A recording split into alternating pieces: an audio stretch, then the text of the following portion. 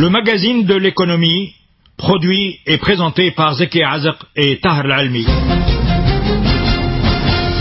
Au cours d'une conférence de presse tenue la semaine dernière, le Conseil de l'Ordre des experts comptables de Tunisie a rendu public son point de vue au sujet de la situation économique dans notre pays. Plusieurs idées ont été avancées par les experts comptables tunisiens pour sortir notre économie de la crise. Nabil Abdellatif, président du Conseil de l'Ordre des experts comptables de Tunisie, est notre invité. Comment peut-on qualifier l'économie tunisienne? Est-elle catastrophique comme beaucoup, surtout parmi les chefs d'entreprise et des spécialistes, l'affirme Si Nabil? Tout d'abord, permettez-moi de vous remercier pour l'invitation et mes salutations pour les auditrices auditeurs de la chaîne RTCI. C'est une question qui suscite beaucoup d'intérêt au vu de l'influence et de l'impact de la situation économique sur l'environnement global, donc on va dire... l'environnement des affaires. Des affaires socio-économiques aussi. Donc à ce niveau-là, on a constaté la prolifération de pas mal d'analyses et surtout la présentation d'un certain nombre de chiffres que pour l'ordre des experts comptables de Tunisie, il était, on va dire, nécessaire de donner un avis structuré, relatant les chiffres et on va dire des analyses plus ou moins qui font un peu le consensus de tout interprète et expert économique. Est-ce que vous inscrivez en faux contre certains chiffres, certaines analyses, certaines données, les analyses et les chiffres officiels ou bien les chiffres donnés par des experts et des spécialistes? Au fait, justement, on savait d'ores et déjà que, on va dire, le système de statistique en Tunisie gagne à s'améliorer parce qu'en fait, donc, il y a pas mal de difficultés dans ce domaine-là, bien qu'il y a pas mal d'efforts déployés depuis un certain moment, mais quand même il y a pas mal de données, il y a pas mal de formules, il y a pas mal d'accréditation des processus de collecte de données, et en plus avec tout ce qui est avènement des sociétés privées, un peu de sondage, tout ça. Donc c'est un domaine qui est en phase de gagner en maturité. Donc pour nous, on prend pas mal de fois avec les précautions nécessaires, pas mal de données. Et quels sont les chiffres et données et analyses que vous rejetez et sur lesquels vous avez votre avis? Donc juste, je vais essayer de résumer un peu le contexte. C'est que nous, pour notre profession, puisque nous avons la formation technique qu'il faut, et on fait l'empirique, puisqu'on exerce au quotidien, on va dire, les affaires des entreprises. À ce niveau-là, nous avons quand même constaté qu'il y a pas mal de chiffres qui ne coïncident pas et ne correspondent pas forcément avec la réalité quand on examine, qu'on pratique tous les jours. Donc à ce niveau-là, donc on a essayé d'arrêter un bilan pour la situation du deuxième trimestre, au niveau du deuxième trimestre 2013. Et pour éviter toute polémique, on a essayé d'extraire les données, on va dire, parmi les chiffres communiqués par des instances officielles. Donc on parle des données de la Banque centrale, de l'INS, des différents ministères concernés. Et là-dessus, donc on a trouvé pas mal de, on va dire, de différences, de discordances aussi. Certaines s'expliquent par l'analyse ou bien la formule adoptée, ou bien le terme justement qui n'est pas forcément standardisé, et d'autres carrément, il y a des différences. Donc à ce niveau-là, on a lavé un peu les données de toutes ces, on va dire, approximations, et on a donné quand même les chiffres pour nous sont plus ou moins fiables, toutes choses égales par ailleurs, et au vu de ces chiffres-là, on a constaté pas mal de points de diagnostic et éventuellement quelques solutions d'ordre technique. Mais quelles sont justement ces données? Évidemment, on ne va pas entrer dans tous les détails, mais de manière générale, grosso modo, quelles sont les données que vous dénoncez, qui ont été données, émises et qui ne correspondent pas selon vous à la réalité? Voilà, donc c'est pas. Vous nous avez déjà mis dans le contexte. Voilà, donc l'objectif c'est plutôt donner une photographie de la situation. Oui, pourquoi vous avez plateforme pour tirer les analyses et les décisions correspondantes. On va dire que essentiellement le taux de croissance affiché pour nous 3%. Ça nous paraît un peu, on va dire, en discordance avec, je dirais, les prévisions de Standard & Poor's qui parlent de 2,5. Et surtout des prévisions initiales, des hypothèses même de budget qui parlent de 4,5%. Donc même pour 3%, on a essayé d'analyser pour dire que les 3%, même si on va admettre que c'est un taux plus ou moins exact, il provient de pas mal d'opérations qui aussi justement entre le plus que 3% et surtout le moins de 3%. Là on parle essentiellement des activités non marchandes, des revenus des activités non marchandes. Essentiellement c'est le recrutement dans les services publics ou bien les augmentations salariales pour le service public. Pour nous, oui c'est vrai, c'est un accroissement, mais c'est en même temps c'est un accroissement de coûts. Donc si on est à 6,3% d'augmentation des activités non marchandes, alors que c'est prévu que ça soit dans la limite de 4%, déjà il y a un dépassement pour l'extrapolation, et on se demande procéduralement comment on a fait pour arriver à ce dépassement-là, mais surtout que c'est pas des activités rentables à court terme. Donc si on parle de 3% avec 6,3%, sachant que cette activité-là ne représente pas tout le PIB, donc nuancé, donc on va dire c'est l'équivalent d'un point en moins pour 3%. Donc pour dire que normalement on était à 2,5. Oui. Et là on se retrouve un peu avec les chiffres de Standard & Poor's.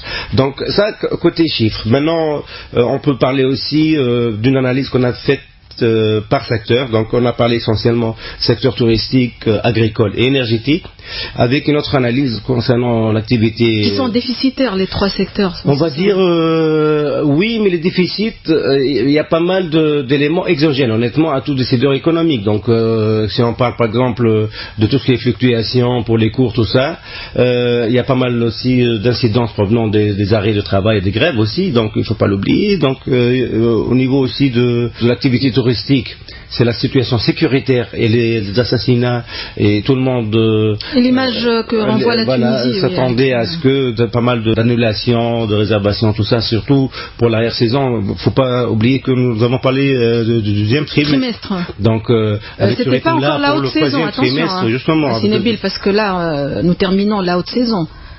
Justement, le deuxième trimestre, il ne couvrait que la période de mars, avril, juin à peu près. Voilà, avec des réservations. Donc, mais maintenant, pour le 13e trimestre, c'est là où on va constater réellement. Est-ce que on a su surmonter ce coup-là? Donc, on n'a pas encore fait le bilan. Voilà, donc on attend l'arrière-saison aussi, sachant qu'il y a des analyses à faire entre tout ce qui est tourisme, moyennant recettes en devise ou bien en recettes locales, tout ça. Donc, il y a pas mal d'éléments que, on va dire, nous laissent persuadé qu'il y a un effort à faire, que la situation ne supporte plus le luxe justement de trop s'attarder dans tout ce qui est pour parler, tout ce qui est négociation. On va y arriver, oui. Pour l'aspect économique, c'est important. À toutes les idées. Est-ce que vous pensez, au niveau en tant qu'expert bien sûr, est-ce que vous pensez que les fondamentaux de l'économie tunisienne ont été touchés ou sont-ils encore intacts? Oui, on va dire oui, c'est-à-dire pour la question, c'est une question pertinente. Au fait, il y a deux arguments pour répondre à cette question. Tout d'abord, si on analyse un peu le rapport S&P, on voit que quand même la dégradation de la note, elle est essentiellement due à l'évaluation en dégradation du climat donc socio-économique, la situation sécuritaire et politique, stabilité, tout ça. Donc manque de visibilité aussi, ça importe beaucoup en matière économique. Beaucoup donc, plus que au sujet des fondamentaux. Que les fondamentaux, parce qu'en fait, les fondamentaux, on va dire jusque-là, quand même, attestent d'une certaine résistance.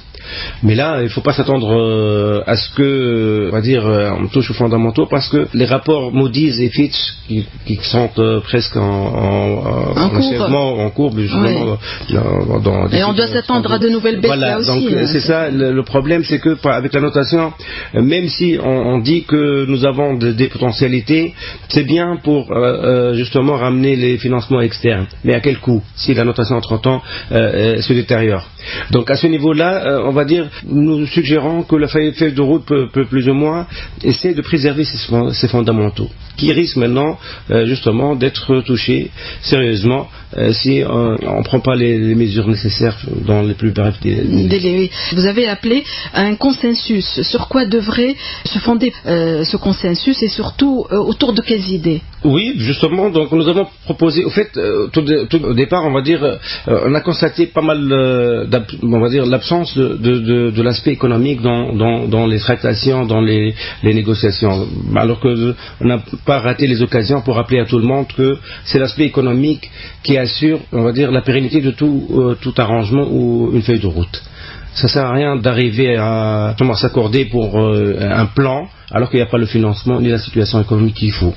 Maintenant, heureusement, on commence à sentir un peu cet impératif quelque part. Donc, on a proposé une petite feuille de route d'aspect économique, mais de 6 points. Mais le premier point reste toujours l'aspect politique. Donc, c'était un rappel. On a dit qu'il faut avoir une feuille de route, mais surtout, on insiste à ce que les dates soient consignées moyennant un texte engageant l'État. Quelles seraient selon vous ces dates, les bonnes dates, enfin entre guillemets? On va dire pour nous, c'est indépendamment du découpage de cette feuille de route là, mais ce qui est important pour nous, c'est que les investisseurs locaux et étrangers sachent qu'il y a un calendrier qui est consigné, exigé et dans la fiabilité, et qu'on va respecter moyennant un texte de loi, un texte exigeant, un texte comment dirais-je, irréversible quelque part. Oui. Donc à ce niveau-là, parce que on s'est permis avant qu'on arrive là que on trouve pas mal d'annonces de responsables ou d'autres instances en annonçant des dates qui n'ont jamais été respectées. Et là, ça touche directement pour la note souveraine du pays. Donc, à ce niveau-là, on insiste, quel que soit l'arrangement, faut-il qu'il soit doté des moyens justement juridiques et légaux. Et donc c'est à l'ANC à ce moment-là d'intervenir. On va dire pour nous maintenant l'ANC c'est une instance, on va dire légitime. Parce que c'est la plus élue, l'instance effectivement qui comment dire, c'est notre instance qui peut imposer aussi pour la mutation démocratique économique, donc qui peut imposer. Donc à ce niveau-là, pour nous une loi s'impose pour justement valider une telle feuille de route. Donc pour nous c'est un préalable. On ne peut rien appliquer des 4 ou 5 points qui restent s'il n'y a pas une feuille de route justement bien dotée de cette probance et cette force de loi. Maintenant, on revient aux urgences. Donc, au niveau de l'aspect financier, on a toujours exigé et rappelé et appelé à la révision de la loi de finances 2013. Bon, malheureusement, on a perdu un trimestre à convaincre les instances chargées justement du budget.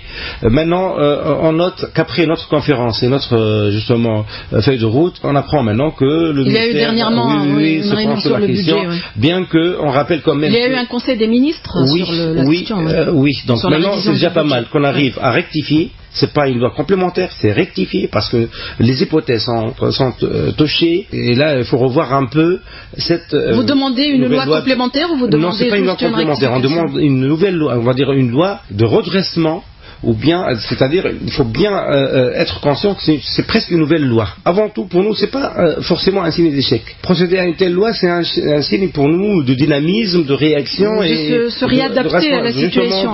Voilà, vis-à-vis des. Et qu'est-ce qu'on devrait réviser dans la loi de finances ? Justement, avant tout, donc pour nous, cette nouvelle loi ou loi de redressement du budget, pour nous, c'est revoir un peu les priorités du pays, c'est-à-dire les hypothèses de l'ancienne loi de finances 2013 parlait de développement régional, de croissance au sein, on parle même d'un taux pour nous qui est trop ambitieux, donc 4,5%, ça dépasse même les prévisions de la FMI pour tout le monde.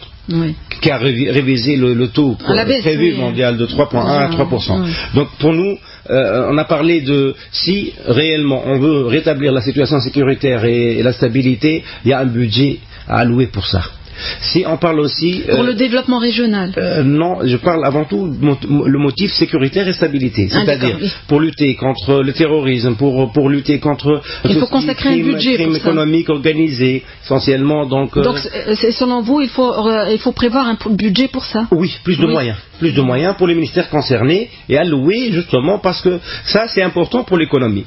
Donc pour voir quelques idées, par exemple les zones frontalières, avoir une zone frontalière pour justement scinder les bancs, on va dire entre guillemets, donc les passeurs qui font pour des produits licites, contrebande pour des produits licites, donc on va essayer de formaliser ça et consacrer les moyens pour tout ce qui est contrebande d'autres produits. Donc ça, là on est dans le détail, mais pour dire que premièrement, il faut revoir un peu les priorités. Et donc, pour consacrer une enveloppe pour améliorer la sécurité et la stabilité. Donc, deuxième enveloppe, c'est pour faire face à tout ce qui est, on va dire, détournement, fraude, tout ça. Donc, c'est la bonne gouvernance.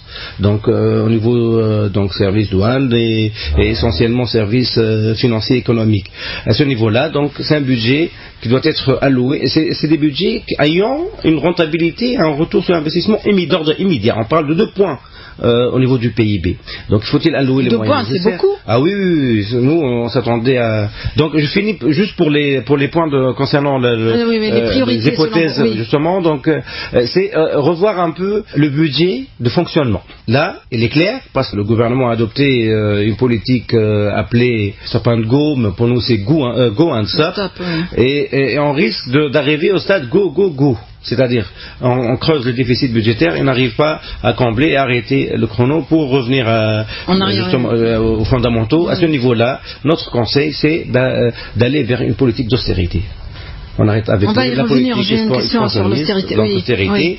Dernier point concernant la loi de finances et autres, parce qu'il en reste 4 points. Donc, on parle de éviter de donner des promesses qui ne collent pas avec une période transitoire. Donc, au niveau des hypothèses, c'est promesses pour la croissance, pour le développement régional, pour tout ce qui est lutte contre le chômage, tout ça. Donc, faut-il avoir des objectifs réalisables qui redonnent la crédibilité à ce document, on va dire, maître pour la notation du pays. Et suite à ça, on aurait d'autres solutions. Il y a d'autres solutions hors budget public. Donc, à ce niveau-là, on a trop misé sur le budget d'État comme étant le grand investisseur public, mais on a quand même dépassé les seuils de réalisation, et là c'est plus crédible au niveau des analystes, surtout internationaux, qui nous reprochent justement cette largesse côté chiffres. Si vous voulez, je finis les 4 points. Oui. Donc là je vais être en style télégraphique. Pour nous, donc justement, dans l'enchaînement, c'est qu'on exige l'existence d'un ministère des Affaires économiques. Ça nous a manqué crucialement pendant les 2 ans. En fait, il y a toujours des arbitrages à faire entre la politique budgétaire, politique monétaire et un peu donc le plan de développement, de relance, de reprise. Donc, nous avons constaté qu'il y a pas mal de points d'ordre très, on va dire, très importants. Il est noyé entre plusieurs ministères. Et l'arbitrage, actuellement, le schéma se fait avec un ministre ou secrétaire d'État chargé au conseiller du président de gouvernement, chargé des affaires économiques, de tous les dossiers économiques. Là, le principe, donc, on note bien qu'il y aurait toujours cette... Donc, vous préférez qu'il y ait un ministère doté des moyens qui coordonne, qui soit la cheville ouvrière de tous les dossiers. On reprend un peu les anciens modèles de ministère d'économie des plans, donc afin que justement on trouve un peu les ressources pouvant mettre en place surtout le suivi et le contrôle rigoureux des dispositions économiques ayant fait le consensus, ne serait-ce au sein de l'équipe gouvernementale. À ce niveau-là, donc, on insiste aussi donc pour ce ministère d'économie, des affaires économiques, sur essentiellement la revue un peu de la dette extérieure, l'audit de la dette extérieure. Pour nous, c'est un sujet qui est avant tout, c'est pas un sujet de suspicion. L'audit de la dette extérieure tunisienne. L'ancienne, celle qu'on vient en arrêter, ou les nouvelles... On peut parler du texte, on peut parler du périmètre, quels sont les aspects à revoir. L'esprit, c'est pas pour dire que... Il y a des économistes, attention, qui sont pas pour. Hein. Oui, mais pour nous, on peut pas instaurer un climat de confiance, alors que maintenant, il y a quand même pas mal d'indices qui laissent pas mal d'économistes perplexes et qui, à mon avis, pour avoir justement un deuxième souffle pour l'adhésion, on va dire, l'adhésion des instances pour s'endetter encore plus, on va dire, faut-il avoir quand même un minimum de visibilité, avec bien sûr toute la discrétion du monde. Donc on parle, parce que au fait, l'idée, elle a été auditer la dette extérieure de la Tunisie. La dette extérieure de la Tunisie, c'est une chose. chose et faire et assurer une bonne gouvernance, disons, de l'endettement de la Tunisie, c'est autre chose, ça n'a rien à voir. Justement, c'est un audit opérationnel, justement. Un audit de la dette tunisienne, c'est donner un mauvais signal pour les instances internationales. D'ailleurs, l'ANC elle-même, l'ANC, elle a proposé tout un comité pour auditer la dette extérieure. Donc, c'est au contraire, c'est un signe de transparence. Mais on peut doter cette opération essentiellement des garanties nécessaires de discrétion, de secret d'État, tout ça. Mais surtout, l'objectif, c'est optimiser les contractualisations futures, parce qu'on en aura besoin pour les nouveaux crédits, pour ne pas avoir, si jamais on arrive à avoir des fois une décision qui n'était pas optimale, c'est éviter qu'on tombe dans cette décision-là, et surtout pour nous que la décision de s'endetter ne soit plus l'affaire d'un responsable, alors que honnêtement ça concerne l'avenir des générations futures qui vont s'endetter, et on aimerait bien que ça soit dans le cadre d'un conseil supérieur de l'endettement ou bien de financement public. Et à ce niveau-là, on aura les compétences nécessaires et surtout le processus démocratique de discussion de ces opérations, ô combien quand même crucial pour les décisions, pour les décennies à venir. Oui.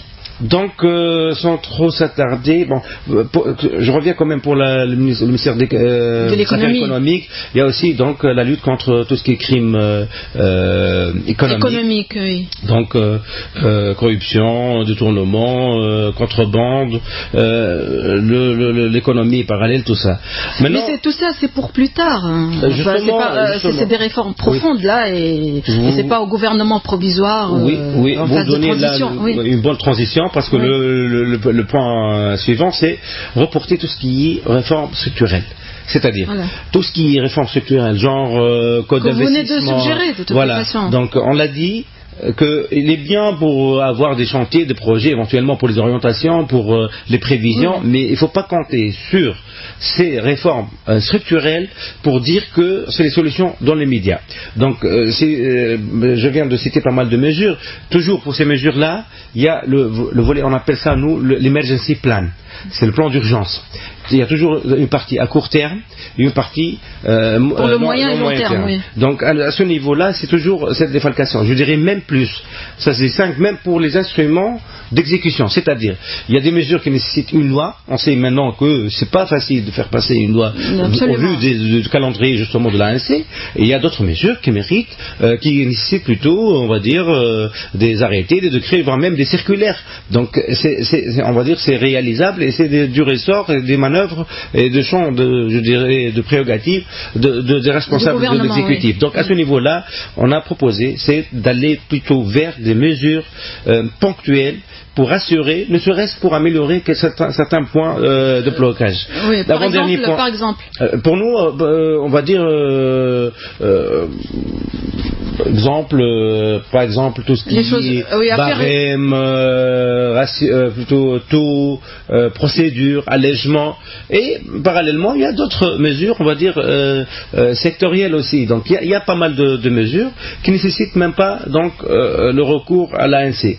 Maintenant, il y a quand même d'autres solutions qui sont bien pour la situation actuelle, mais qui nécessitent une loi. Pour nous, qu'est-ce qu'on préconise? C'est l'avant-dernier point, c'est le retour à la procédure de décret-loi. Donc, c'est-à-dire qui a donné ses fruits pour la période avant la première période voir un peu les lois, le nombre de textes, et on le compare. Mais ça, c'est logique parce que on a tout délégué à l'ANC. Oui. À ce niveau-là, donc décret-loi avec reprise de la formule Conseil économique social. Et c'est pas le Conseil économique et social. Il est obligatoire pour en amont préparer ou bien plutôt. Il ne fonctionne plus. Non, mais le Conseil économique et social. Le Conseil économique et social, sachant que c'est pas une exception tunisienne, même pour les décisions au niveau européen, ça passe toujours par un Conseil économique et social. Oui. Une dernière question parce que nous arrivons au terme de notre émission. Vous avez parlé tout à l'heure de l'austérité. Vous demandez aussi un budget d'austérité. Mais est-ce la bonne solution alors que nous demandons qu'il y ait plus de croissance, pour qu'il y ait plus de richesse, pour qu'il y ait qu'on puisse aussi baisser le chômage en Tunisie, qui sont les véritables maux actuels. Oui, tout à fait. Bon, c'est vrai. On va dire, ça paraît antagoniste avec les objectifs. Moi, je dirais avant tout, il faut bien dire aux contribuables que, avant tout, c'est le moment pour sauver les meubles, pour sauver les fondamentaux. Donc, creuser davantage tout ce qui est déficit, tout ce qui est donc que ce soit balance commerciale ou autre, c'est pas la bonne solution, parce qu'avant de parler croissance, il faut parler pérennité. Donc, ce n'est pas la bonne solution d'avoir un budget d'austérité. Non, c'est la bonne solution pour justement maîtriser tout ce qui est déficit, y compris caisse de compensation. Donc à ce niveau-là, il y a des mesures. Et c'est un effort qu'on demande aux contribuables pour justement par solidarité et pour passer la période difficile. Il ne s'agit pas de s'endetter parce qu'il se pourrait qu'on n'arrive plus à avoir les taux et les modalités qu'on cherche pour assurer cette politique. Deuxième point, l'investissement n'est pas forcément uniquement l'apanage, on va dire, le monopole du budget. C'est pour ça qu'il y a d'autres mécanismes. Donc on peut compenser les quelques mesures d'austérité avec d'autres ouvertures pour, on va dire, l'endettement, améliorer la croissance direct des entreprises auprès des marchés, moyennant donc la distinction des mesures, parce que s'endetter pour toute la Tunisie, ça risque d'avoir une généralisation moyennant la note. Mais si on va procéder par des lignes dédiées, par secteur, tout ça, de toute façon, il y a pas mal de solutions là-dessus, et c'est un arbitrage. Je reviens à l'idée maître, c'est l'arbitrage et la gouvernance, et on va dire la franchise, donc pour donner les vrais chiffres et les vraies réalités afin de trouver une solution toujours consensuelle. D'accord. Merci Nabil Abdelatif, président du Conseil de l'Ordre des experts comptables de Tunisie. Merci à vous tous. Le magazine de l'économie